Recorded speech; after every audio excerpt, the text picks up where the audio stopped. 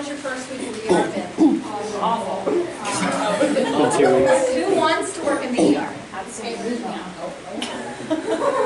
And who still, let's say this, who still has it as an option of somewhere they would maybe like?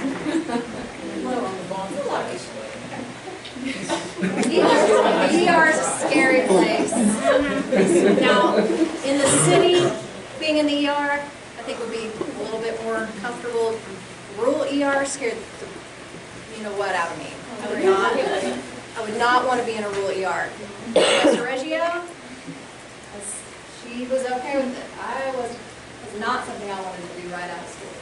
But now that, 15 years later, I almost regret that I didn't work in the ER at all, because I think you can learn so much there. It's almost like a little mini residency or something, but so I don't have a lot of experience in the emergency setting other than orthopedic things. So you'll find as you get out on rotations, there's a lot of this between orthopedic surgeons and ER physicians. They think about things in a completely different manner, which we'll talk about more as we go through the lecture. It takes a lot to impress an orthopedic surgeon. The ER calls frantically with this emergent thing, and they're like, I'm not impressed. Especially if it's an OU trauma surgeon or something, or ortho trauma. So there are some true orthopedic emergencies, though, that you need to know. You need to know what to be scared of, what you need to get the orthopedist on the phone about quickly. Hip dislocation is one. Ankle dislocations, and I would say with or without skin tinting at all, but if there is tinting in the skin, it needs to be reduced within an hour. You're going to have permanent damage. Probably have to amputate the foot if you have so much vascular damage. So ankle dislocations are very urgent. Any open fracture, that's kind of a no-brainer, right?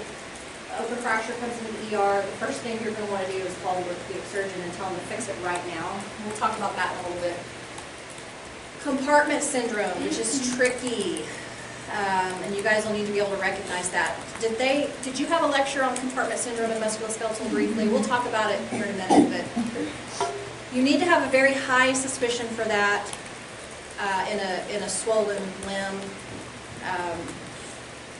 So it's just one of those things you need to be thinking about all the time, because that's another thing that can become vascularly compromised very quickly, and they can lose function within about 4 hours. And then high pressure injection injuries. Has anyone talked to y'all about that at all? So those are the true orthopedic emergencies. Call the orthopedic surgeon as soon as you see the patient.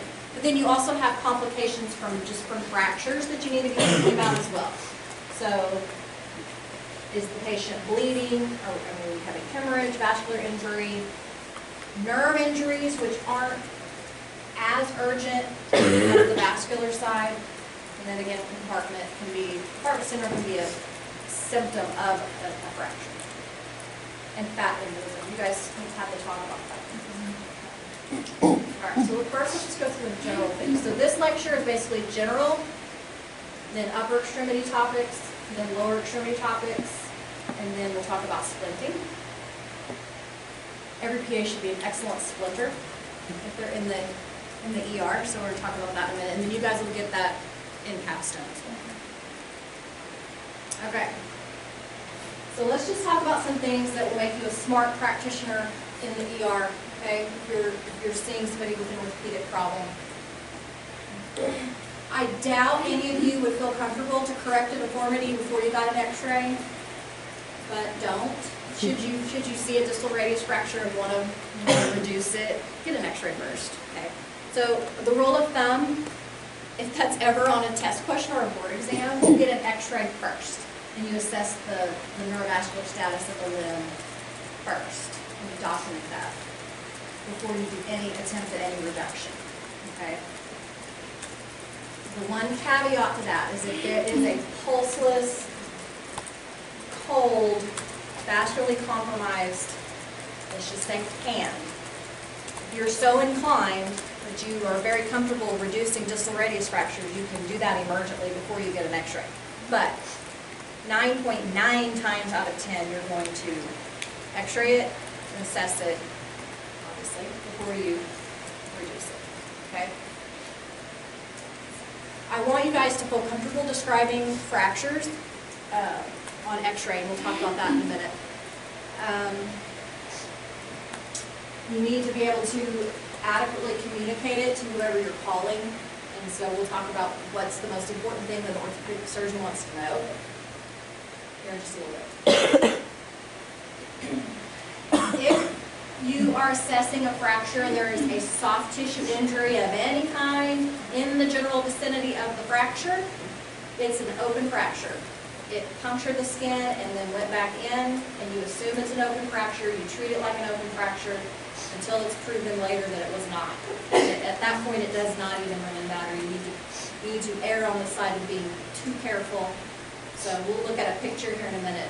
You have somebody with a thigh injury, lots of soft tissue injury with a femur fracture. If there's enough soft tissue injury to that skin, you need to assume that it's open or was open at some point. Okay. When you call somebody and tell them that there's a cut off finger, don't say that. Call it an amputation of thumb. Everybody remember what these are? Index, long, ring, small. Don't say 1, 2, 3, 4, 5. Because somebody might not have that finger. And so just always name them there what they are. Don't call it pointer, it's index. And if it's an amputation, it's officially an open fracture, right? So if an amputated finger should be treated as you would treat an open fracture. All right, and then very important about documenting neurovascular status. I mean, you're going to write on your chart 1,000 times, neurovascular intact, neurovascular intact, neurovascular intact, but you need to be able to describe it in a little bit better detail than just saying it's neurovascular intact. What would a lawyer ask you? Well, what do you mean it was neurovascularly intact? What does that mean? Well, brisk capillary refill, digits, all 5 digits are pink and warm.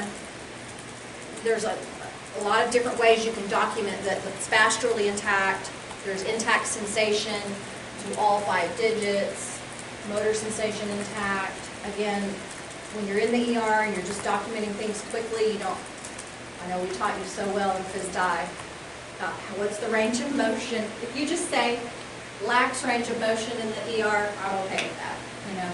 But range of motion intact, sensation intact, pulse intact, digits are warm, digits are, all 5 have brisk capillary refill, things like that. So you're going to be documenting everything on EMR, and these are going to be boxes that you check. But you want to be sure you're describing things very specifically when you're talking about potential for neurovascular damage. Okay? So speaking of neurologic damage, let's just say we have a distal radius fracture. What do you want to know about that hand? Okay? What nerve runs right through the wrist? Anyone? Median nerve. Quite commonly pressed due to the bone or to tissue swelling, edema. Common to get carpal tunnel symptoms with the distal radius fracture, right? So palmar surface of the hand. What quick test can you do? Have a hand grip, things like that. We'll talk about this in more detail. So what I want you to understand is that it's very common with acute orthopedic trauma for there to be nerve injury. Okay, nerve injury doesn't mean that they're never going to get that nerve back. Okay, nerve injury can be one of these three things, and 90% of the time it's going to be neuropraxia. Okay, it's going to be an irritated nerve. It's going to be either pressed on, like swelling, hematoma, positioning of the injury is going to cause the neuropraxia. Neuropraxia will come back. Okay, that's a good thing to be able to counsel your patient about.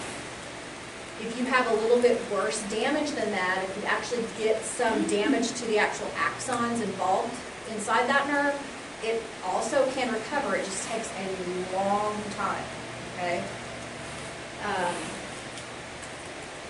Now, an entire transection of a nerve will not heal, obviously, unless it's stitched back together, okay?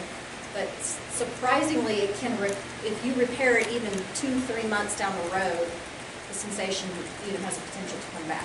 It's probably not going to be complete sensation. It's not going to feel like normal, but there's at least some hope that you get some of that sensation back. The other thing you want to know when you're counseling your patients about orthopedic injuries, let's go back to our distal radius fracture. Say if they do get an injury, they have it repaired, it heals, the bone is great, they still have some carpal tunnel symptoms, and you can tell them it only heals about 1 millimeter per day. So when you see them 2 weeks later and they're still having those carpal tunnel symptoms, be patient, you see that, but it's going to heal proximal to distal. That's why also if it's a distal injury, the prognosis is better. If the break is at the mid-shaft of the humerus and we're worried about what nerve? Radial nerve. You come back to see you in their hand, well, they have wrist drop and they can't pick their hand up. That's worse, because that takes from here to here for all that to heal, okay? So you're a little more guarded in your counseling. You can probably get some of that back, but it's going to take a long time, and we won't know for months if you get your radial nerve function back completely, okay? So just things to think about when you're counseling a patient. Another interesting thing is they come back in 2 weeks, still have, they had their distal radius fracture repaired, they come back, they're still having carpal tunnel symptoms. You gotta wait. There's no point in testing the nerve for 6 weeks. You've got to give it adequate time to heal before you even do an EMG or test the nerve function at all. Okay. Any questions on that? How do you assess vascular status? Pulses, right? If you can't be sure of a pulse, let's say you have a 90-year-old lady who fell and broke her distal radius. She's dehydrated, she has a crappy pulse anyways, you can't find it, you can't feel it, but her hand feels fairly warm, she's got cap refill, her sensation's intact. You can also assess that stuff by its buddy nerve, because they usually run near each other, okay? So that's why when we lump neurovascular status together, those two structures run often right near one another, so use that. You guys know physical signs of vascular compromise, right? Cold, phlegm, pulseless, pale.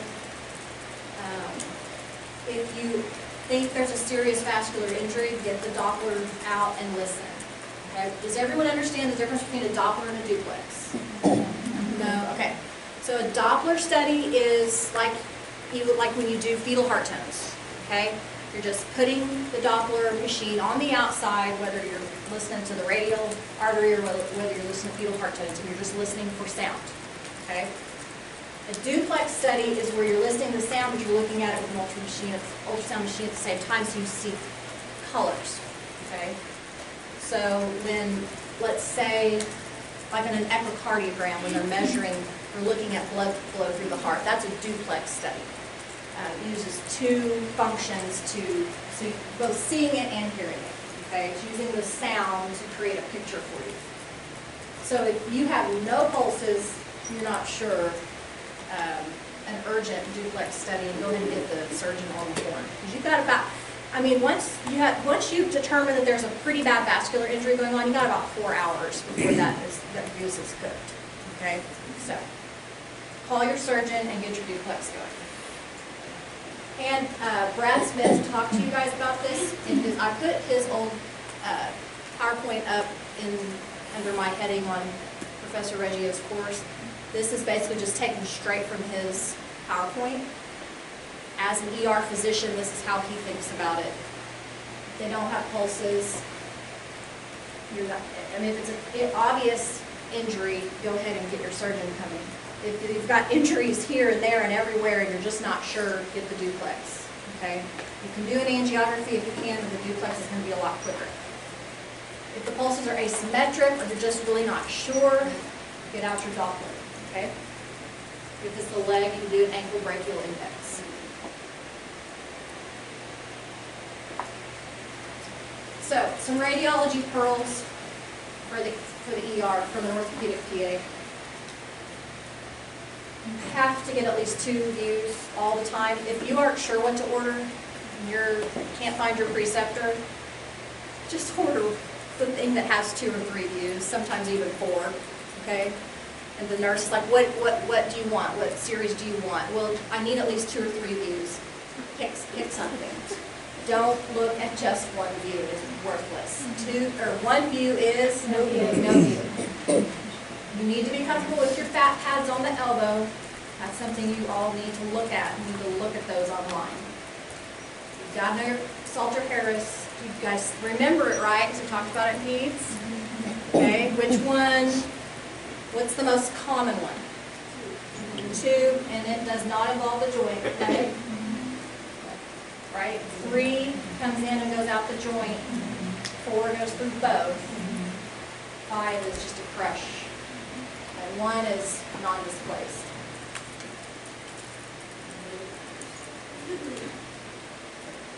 Lateral x-rays are extremely important in shoulders and elbows. Okay? Not that they're not important in other areas as well. Very important in distal radius views as well, but especially in a kid with an elbow and you don't know if it's a fracture or not, you have to make sure that lateral x-ray is good. And if it is not adequate for what you want, just send them back and tell them they need a better lateral. You need a better lateral, okay?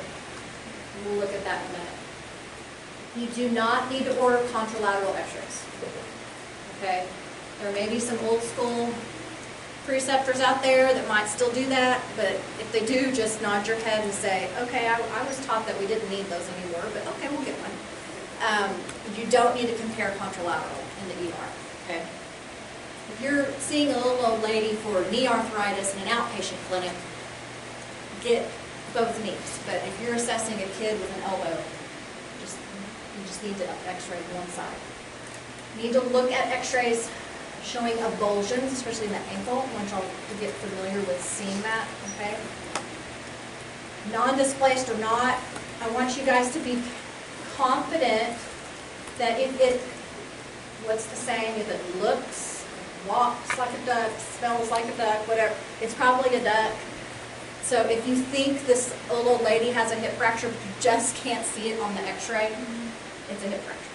Okay, go with your gut on that. Don't beat yourself up trying to see it.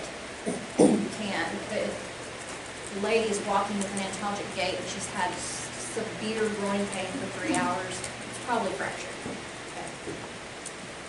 We'll talk about Mason DeVoe here in a minute, and we'll talk about the ankle in a minute. Okay, fracture speak.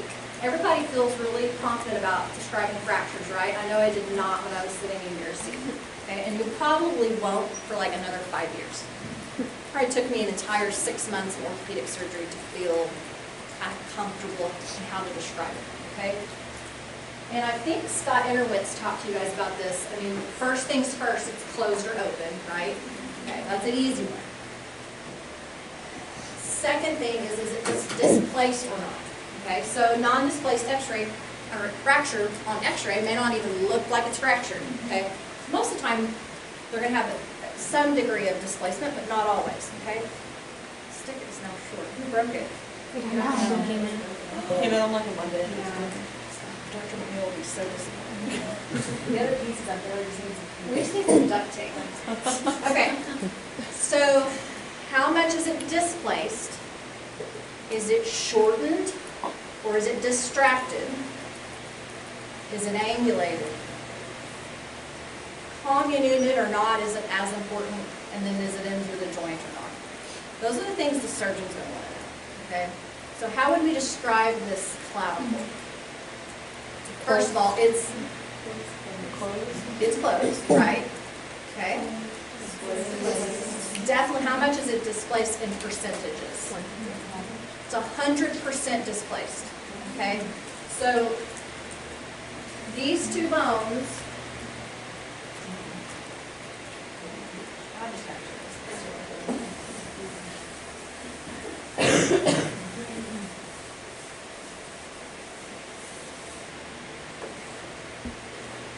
So this is fractured. So if the other end is supposed to be in this area, you describe the degree of displacement just by how much it has shifted off its alignment, okay? So this is non-displaced.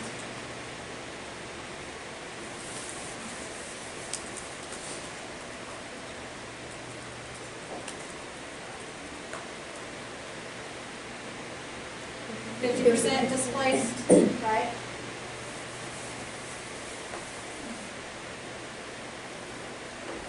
%, displaced. So this fracture is 100% displaced off of itself, and it's shortened. Okay, the clavicles tend to do that, break, and then they, as your shoulders kind of crunches in. So it's 100% displaced. It's a transverse fracture. But that doesn't matter as much, telling them it's a transverse fracture. The orthopedic surgeon wants to know, is it 10% displaced, 50% displaced, 100% displaced? So you can call them and say, this fracture is 100% displaced and it's shortened. You can't really shorten unless it's 100% displaced. Does that make sense? Then you want to know how much it's angulated and the amount of degrees of angulation it has, okay? You can't tell from one view if it's angulated or not, right? Hence the don't get just one view. So I can't tell from this view on the AP of clavicle whether it has any angulation or not. The surgeon won't want to know it's not convoluted. Clavicle fractures, sometimes they do that, but not a lot. And it's obviously mid-shaft clavicle. No, it's not in the joint. So you don't have to tell them that. Just say it's mid-shaft clavicle. 100% displaced and shortened. Okay, so don't get so caught up in describing the fracture line, whether it's transverse, linear, oblique, impacted, spiral. That kind of stuff is secondary, okay? And then, does everybody know what a buckle fracture looks like? Just the cortex just kind of buckles on itself. So, on this view, we could tell angulation, right? So this is the both bone forearm fracture. Does anybody want to guess on the angulation of this one? 90%, basically, right. So on the other view, you'd probably be able to tell this because it's going to appear so short. So you have to think about looking at it in two dimensions, okay? This proximal humerus fracture, it looks relatively lined up on one view, but we can't tell how much angulation, and I guarantee you this is angulated, but we can't tell on one view, okay? What we can tell is it's, what? It's probably, it's 100% displaced, it's short. And we definitely want that other view so we can tell how much angulation. Does this one also have tendon damage since the head is out of the... Probably not. It's probably just sagged down. But it could. I guarantee you they can't pick their arm up. Or they don't want to. These will come with major crepitus too. I mean, it's just like crunchy in their upper arm. Yes? On the shoulder one, it is, because it's shortened, then it has to be 100%. Right. Because because looking at it, you would think. Yeah, you have to imagine that those those silhouettes are over the top of one another, so it's got to be 100%. And then on the angulation, so you say that you can't tell if it's angulated. So Right. if this was angulated, like how I can tell that one, Right. but is it going to be? If it's angulated, so that one's real obvious because it's 90 degrees. That's why I put that one up there for you. So if the fracture, so if that's your proximal humerus, where it should be, and it is displaced to here, it's angulated, what, maybe 20 degrees? Okay, so if this is where it was supposed to be, but it broke and it looks like that, that's about 20 degrees of angulation. You don't read it from here, you read it from where it's angulated from where it should be, okay? So you have to imagine where the bone should be lined up and then how many degrees off of normal alignment it is. Does that make sense? It seems a little backwards at first until you start fixing them, and then you're like, that's not where it's supposed to be, it should be here. So don't, when you describe how many degrees of angulation, you're not describing this, you're describing how much it's angulated off its anatomic position. Okay? So had this both bone, oh, this is good. Had it been more like right there, it would have been like 45 degrees of angulation. Does that make sense? Mm-hmm. And the surgeon's not going to get super picky about that. They like to make fun of ER doctors anyways, so it's fine. But that's just how orthopedic surgeons are. They don't think there's anybody other than them in the world. They just think they're the most awesome people ever. So I just roll my eyes and go on. So this one you would definitely say is convoluted, multi-levels. This is a good one where we can talk about angulation. So this is a tibia. So it's probably only angulated by about maybe 10 degrees, 10 to 15 degrees of angulation. What is that guy probably at risk for that we've already talked about? Yeah, you see all the soft tissue swelling? Okay.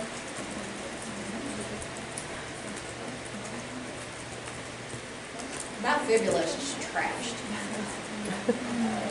Okay, so that brings us to compartment syndrome. So that guy in the previous slide, you might want to measure his compartments, but you guys all have an understanding of why you get compartment syndrome. So you know what areas of the body it's more likely to be in. It's going to be the legs, lower leg, forearm, thigh, and upper arm too. But it's more, this compartment's more tightly compact in the forearm and in the lower leg. So it's a whole bunch of P's you got to be looking for. Pain out of proportion to the exam, pallor, paresthesias, poikilothermia, dumb word, but it's a P. Pain with passive motion. So just stretching those muscles in the compartment hurt. So if it's your forearm, what are you going to passively move to see if there's compartment syndrome? The fingers, right? Moving the elbow ain't going to help, because those muscles are in this compartment. If you're worried about this compartment, check the passive motion distally, right? It's kind of good to know anatomy. These limbs will be firm, swollen, extremely tense. I mean, they're just like, look like they're about to burst, okay? But the problem is it's easy to diagnose when it's like that. It's harder to diagnose when it's early, and so if you suspect it at all, measure the pressures, okay? You need to know what's abnormal. Anything above 30 requires surgical fasciotomy. And these patients are going to go to the orthopedic surgeon to be admitted. And that's why, I mean, once you cut it open, it just kind of busts out. You know, all the pressure's released. So, that's what it looks like. That's a limb-saving, barbaric procedure. It is old school, like battlefield medicine. Just cut it open, right? But it works, it can save the leg. Yep. So, like, what's the timing on that? Like, do they ever have to do this in rural ERs? They need to within 4 hours. With any, because the thing is vascular compromise, right? So if you have a vascularly compromised limb, 4 hours. If you were on the clock, 4 hours from then they need surgery. How do you get them to the operating room within 4 hours? They can usually make it. Yes. So if you're somewhere, you can even sometimes they'll medical in, you know, if you can't do it where you are. But the surgeon should be able to get out of bed and get there within 4 hours.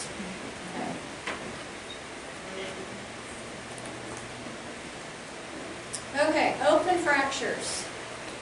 the fun, gruesome stuff, right? So this is the argument, the ongoing battle between ER and ortho is ER physician will say, they need to have surgery within 6 hours, right?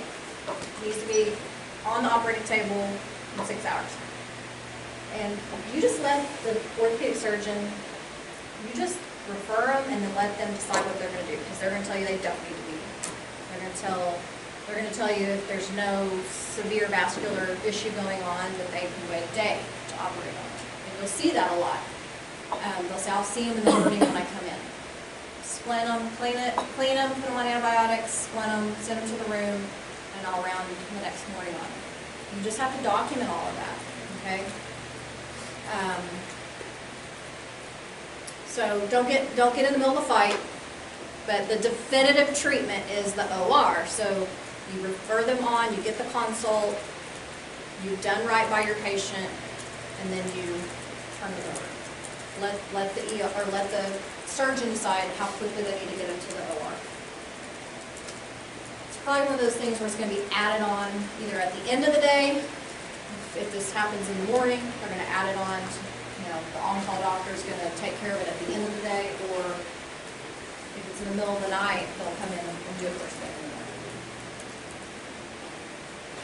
There are very few things that will get an orthopedic surgeon up out of bed in the middle of the night. So, of course, antibiotics are of paramount importance here. IV antibiotics, making sure they don't bleed to death, hemostasis. So if you're debriding an open fracture in the ER, it's one thing, take-home messages. You don't need to aggressively be cleaning it out, okay? You need to remove all the gross debris, gravel, dirt, grass, but don't worry about digging around in the wound, because you just want to wash it as best you can, put a sterile dressing on it, and then put it, immobilize it in a splint, and don't dig around too much. Most patients don't know the last time they had a tetanus shot, so you just give them a tetanus shot. So this is the soft tissue injury I was talking about. I mean, that's not an obvious open fracture, right? But it is. That's a trashed. It's probably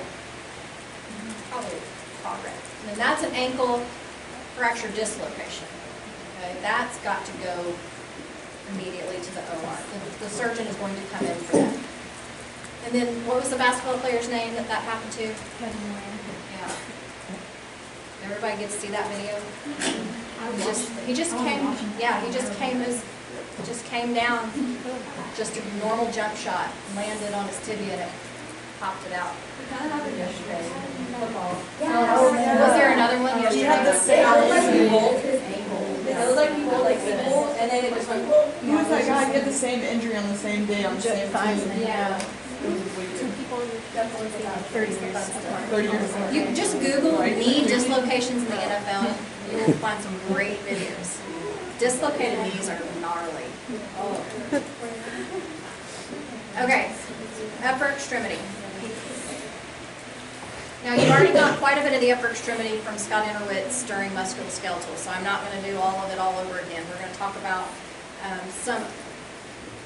So, I already taught you the full neuro exam, or full musculoskeletal exam. This is a quick, easy way to test all your upper extremity nerves. Rock, paper, scissors. Okay. So, median nerve. Radial nerve, because they have to pick their wrist up. Ulnar nerve, because you're checking those interosseous muscles. Ulnar nerve, interosseous nerve. All right? So just, can you do rock? Can you do paper? Can you do scissors? Tell me you're okay. Just checking all those nerves. And how do you check axillary? Pick up your arm or test the strength. Okay. And musculocutaneous. Flex the bicep.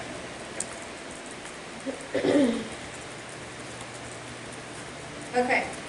That's why you don't want to take high pressure injection injuries want to take them seriously, okay? This is just, probably the first time it was seen looked pretty benign. These are people that they're like using high pressure machinery and they inject water or what other liquid they're using into their digit, okay?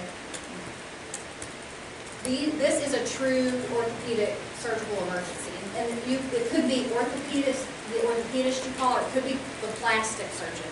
The hospital will probably have protocol for who you call, but that needs to be addressed very quickly, okay?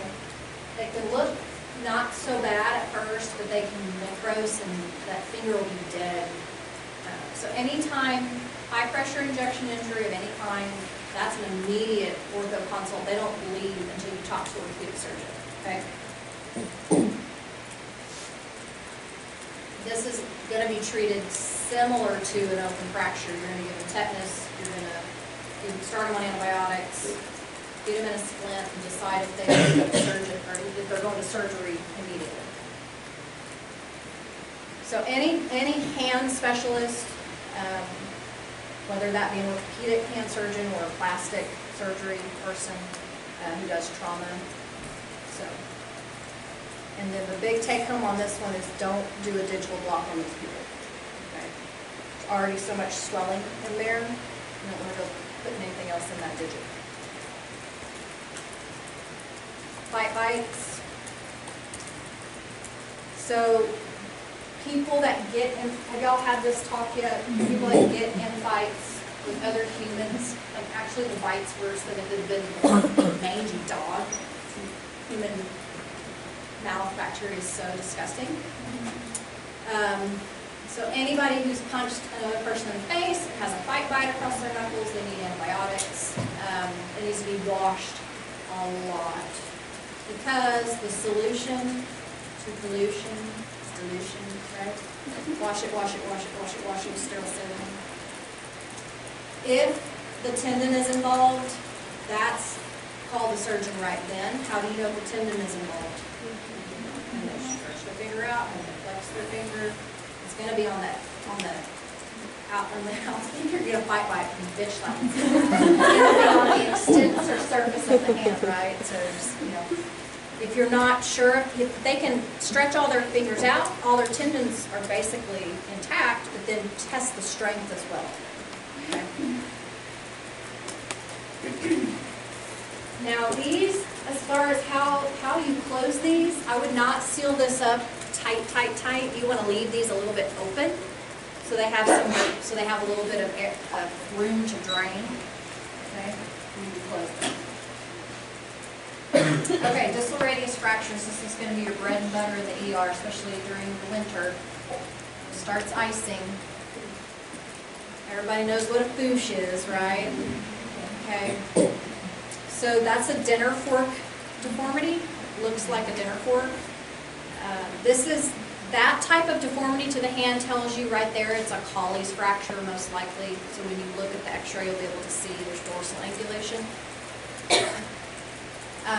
It's really important in these patients to check that median nerve. Okay. So you just need to have a broad concept of the difference between a Colles and a Smith's. So basically, you're looking at the angulation of the fracture. Your Colles is by far the most common, and it angulates dorsally. Okay. This is actually the palm of the person's hand on this side. It's hard to tell up there on the top of the x-ray. That's a volar angulated. So usually what happens with them is they fell on their hand like this. Usually the Colles is plastic, fell down and I put my hand out. If they fall with the wrist flex, that's a Smith's fracture. So just remember, Smith's angulates towards the palm, Colles is angulated towards the dorsal, back of the wrist.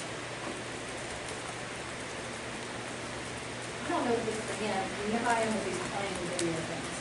Let's see if it works.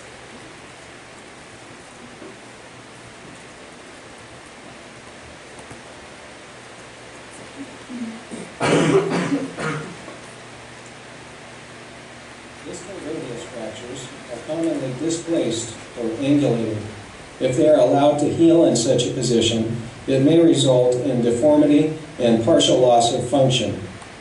Pulling the fragments back into alignment is commonly referred to as setting the bone. The procedure is more technically known as a reduction. A closed reduction is when the fracture is reduced without making an incision and exposing the broken bone. The distal radius is generally considered to be well aligned based on certain parameters measured with x-rays. If the fragment is tilted too far forward, it is known as volar angulation. If it is tilted too far backward, it is known as dorsal angulation, which is very common. If it is tilted too far to the side, there may be loss of radial inclination. Sometimes the fracture is shortened, resulting in shortening of the arm. Sometimes the fracture is displaced enough that the bone does not have a chance to heal correctly. If there is displacement or step off along the joint surface, it may result in early wear and tear in the joint, which will cause arthritis and chronic pain. In these situations, a reduction should be performed. A closed reduction is painful, and some form of anesthesia should be provided. This may be done with sedation. It may also be done with a hematoma block. This is when a local anesthetic, such as lidocaine, is injected directly into the fractured hematoma, numbing the painful area. Sometimes the wrist will not relax enough to perform the reduction, even when the patient is sedated. If this is the case, sustained traction across the fracture site may help to fatigue the muscles and the wrist will relax. The reduction itself is performed by pulling the wrist in traction. Force is then applied to push the fragment back into place. It is often necessary to accentuate the fracture while applying traction to free the fragment before pushing it into place. Once the fracture is well aligned, a cast or splint must be applied to hold it in alignment.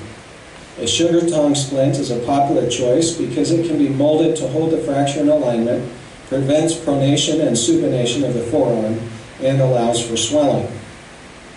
The cast or splint is applied using 3-point molding. One hand is applied at the fracture site, another distal to the fracture site on the opposite side of the wrist, and an assistant's hand is applied at the elbow.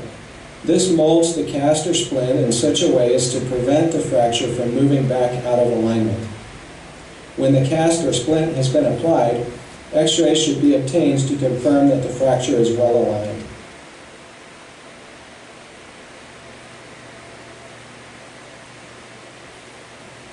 All right, y'all ready to reduce distal radius fracture? Okay. Yes. So you splint it before you get the corrected x-rays, or would you want to see if you did it right? You would splint it Okay. because the minute you take pressure away from it, it's going to slip right back out. So once you get it aligned, you like where it is, put it in the splint, then get the x-ray. So you want to hold the alignment with the splint before you x-ray it. Yeah. Good question.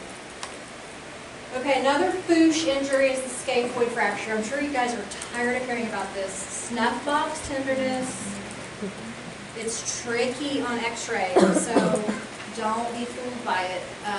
If they have tenderness in the snuff box, don't just put them in a sugar tong, put them in a thumb spica, okay? So that you're protecting that thumb motion as well.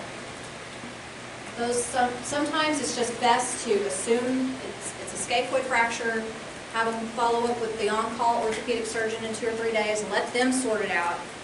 If they can't tell, they're going to get an MRI. So just treat it like it is a scaphoid fracture.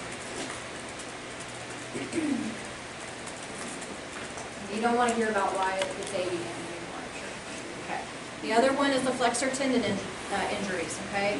I would be familiar with Knabel's signs. Those fingers that are held, and you can see it really good on this picture, that ring finger is held in passive flexion.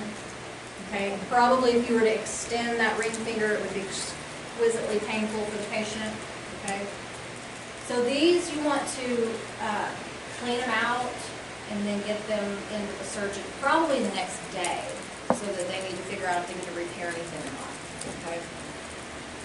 And the type of splint you want to put these people in is a little bit different, and I'll show it to you. You're going to want to put them in at a splint that blocks extension, which seems backwards because it's a flexor tendon injury, but you want to block the extension, which is what is so painful for the patient, okay? You think about it, stretching that tendon out and it extends. And these, so two things you need to know about both bone forearms, okay? Both bone forearm fractures in kids you're going to see a lot, okay? What you need to look for is make sure neither one of these tricky Italians get you, okay? So, don't trust a both bone forearm fracture. Don't assume it's stable at either joint. Make sure you get x-rays of the wrist and x-rays of the elbow as well to make sure you're ruling these things out, okay? So a delazy is way more common. It's when you have dislocation at the wrist, okay? So the wrist joint, as you can see, the DRUJ, where you see that ulnus popped out, okay? So both bone forearm fractures will heal really good unless you've got a major joint disruption like that, okay? So you want to check for that. So this one needs to go see the orthopedic surgeon. They can go home, you need to splint them, they can go home, but they need to see the orthopedic surgeon the next day or two, okay? The Montasia fracture you want to look for at the elbow is a dislocation of the radial head. You can see it pretty plainly on that x-ray. Okay, so just remember what those two things are. They like to pop up on board questions. Supracondylars are the ones that are tricky in kids because there's so many things that are not completely ossified in the elbow.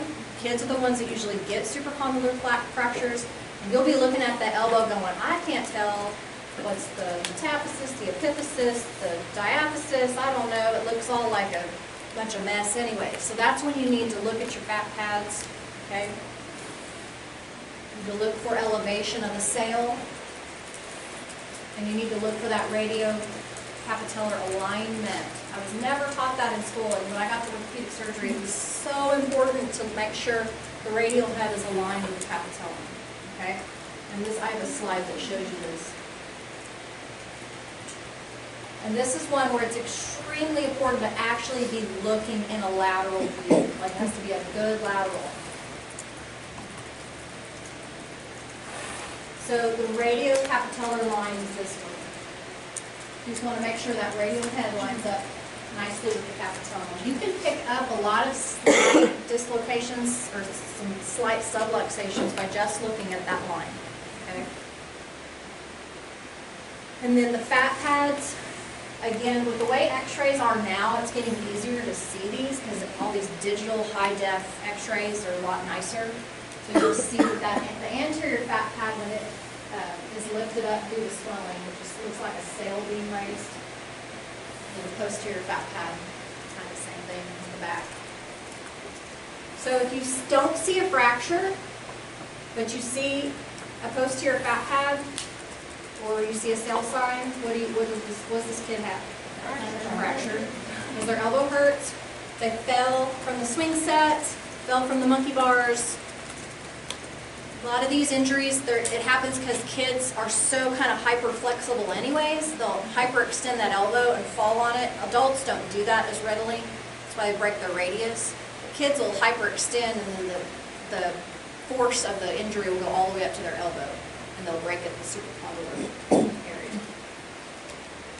So if it fell from the monkey bars, the elbow hurts. You don't see a fracture, but you see one of these fat pad signs, it's broken.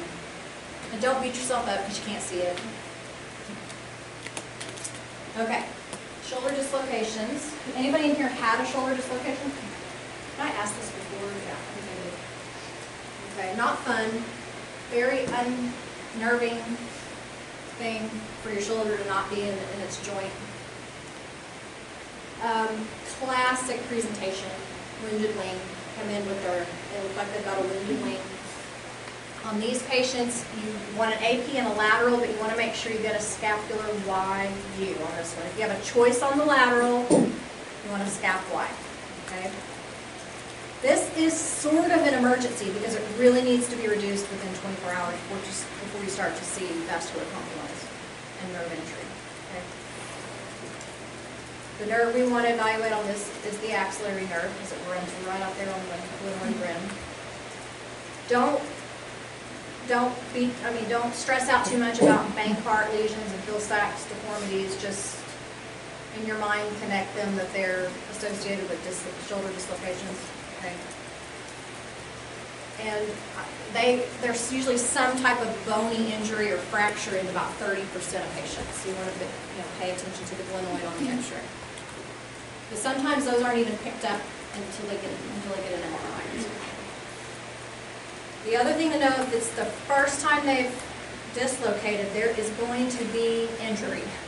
You have to tear or stretch that soft tissue, the capsule, in order to dislocate. So if it's their second, third, fourth, they're not going to be as sore. It's not going to be as painful. But that first dislocation is bad. So here's your scap-wide view. This kind of illustrates why it's so important.